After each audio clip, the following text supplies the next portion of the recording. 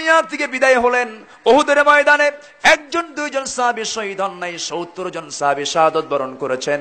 ৬৯ জন সাহাবীর লাশ পাওয়া গেল, কিন্তু হানজালার লাশটা খুঁজে পাওয়া যাচ্ছে না। শহীদদের ঈদগাহে জানাজার নামাজ আমার নবীজি পড়াচ্ছেন। যখন হানজালার লাশ যখন খুঁজে পাওয়া গেল না, সাহাবায়ে কেরাম ধারণা করলেন বুঝি হানজালার লাশটা কাফেররা বুঝি গুম করে ফেলেছে, তারা এটাকে গোপন করে ফেলেছে।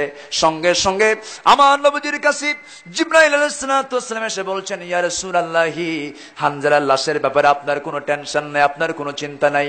হানজালার এই শাহাদাতকে মহান রব্বুল আলামিন এমন সুন্দর করে কবুল করে নিয়েছেন, হানজালার ব্যাপারে আপনি কোনো চিন্তা করবেন না।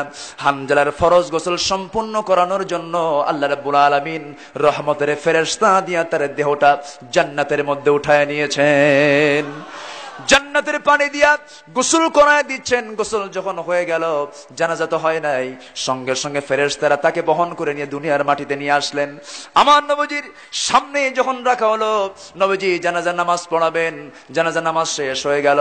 জানাজা শেষ হওয়ার পরে আমার নবীজি সাহাবায়ে কেরামকে লক্ষ্য করে বললেন, সাহাবীরা, তোমাদের যদি বিশ্বাসই না হয়, হানজালাকে বেহেশতের পানি দিয়ে গোসল করানো হয়েছে, যাও যে দেখো হানজালার চুল দিয়ে এখনো জান্নাতের পানিগুলো গড়ে গড়ে পড়তেছে।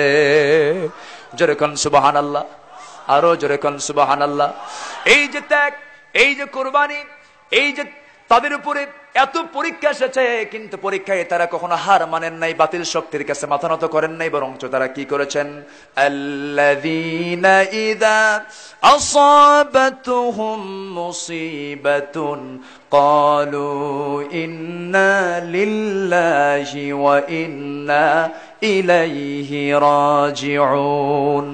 যখন কোন মুসিবত এসেছে, মুসিবত আসার সঙ্গে সঙ্গে তারা হতাশ না হয়ে বলেছেন, সবকিছু ফয়সালা কার বলেন। প্রমাণ করলেন তার সেই সাহাবী বিয়ের ব্যাপারে নাকচ করে দিয়েছেন, তার মেয়ের সঙ্গে সে বিয়ে দেবে না। সঙ্গে সঙ্গে তিনি ভিতরে চলে গেলেন।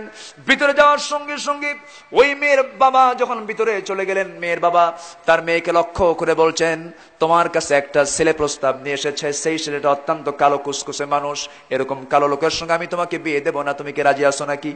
সঙ্গে সঙ্গে এবার ওই সন্তান, ওই মহিলা কান্নাকাটি করছেন, চোখের পানি ফেলে দিয়ে বলছেন, আমার আব্বাজান বুঝতে ভুল করেছেন, আমি বুঝতে ভুল করি নাই। যেই ছেলেটার বিয়ের প্রস্তাব দিয়া আমার নবীজি পাঠায় দিল, ওই ছেলের সঙ্গেই আপনার কন্যার বিয়ে হয়ে যাবে। এবার ওই মেয়ের নিজের পিতা সাহাবীকে লক্ষ্য করে বললেন, সাহাবী সাদ, নবীজি যখন বিয়ের পয়গাম দিয়েছেন, যাও বিয়ের বাজারটা করো। বিয়ের বাজার করতে গেছেন, সমস্ত বাজার কমপ্লিট হয়ে গেছে। বিয়ের বাজারের ব্যাগটা তিনি হাতে নিয়ে নিজের বাড়িতে চলে আসবেন। বিয়ের বাড়িতে আনন্দ বাজবে, গায়ে হলুদ হবে, রং মাখবে, আনন্দ উল্লাস হবে, চতুর্দিকে ধ্বনি হবে, অমুকের বিয়ে হচ্ছে। এমন দিনে যখন সংবাদ এলো নবীজি উহুদের ময়দানের যুদ্ধের ডাক দিয়েছেন, সঙ্গে সঙ্গে সাদ সালমি কি করলেন, সাদ সালমি বাজারের ব্যাগটা একজনকে বললেন, তুমি এই বাজারের ব্যাগটা বাড়িতে নিয়ে যাও, আমার বিয়ে করার সময় নাই, উহুদের যুদ্ধের ডাক চলে এসেছে। জোরে কোন সুবহানাল্লাহ। দেরি করলেন না, জিহাদের ময়দানে ঝাঁপিয়ে পড়লেন। যুদ্ধ করতে করতে কাফেররা এক পর্যায়ে সাদ সালমিকে শহীদ করে দিল, দুনিয়া থেকে তাকে